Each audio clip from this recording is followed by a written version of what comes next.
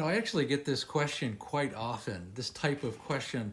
You're really kind of wondering if it was something that going on in our relationship as a husband and wife. And unfortunately, my wife actually had some trauma when she was a teenager.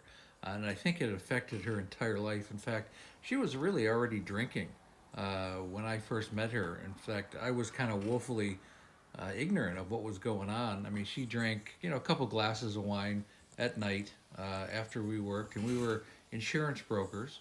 We'd come home and she drank wine every night. It was part of her family culture because they all drank wine with dinner.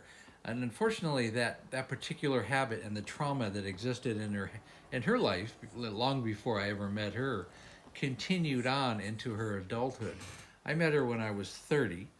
We were married when we were 32, and she died 25 years later. She was probably well into stage two when I first met her. I just didn't have the understanding of what was actually going on. And unfortunately, she never really recovered from it. We certainly tried to support her in every way, but one of the reasons why I do these kind of talks is just for that reason, is to educate families on what's going on and understanding the red flags of alcoholism when you have a loved one who begins to head down that road. And I, in that sense, I would have gotten her into a rehab probably a decade before we did.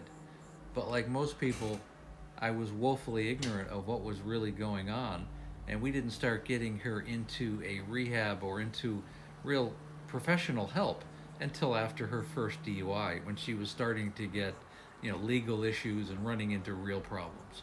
So I hope that answers the question, because that's what was really going on with my wife, unfortunately. But thanks for the question.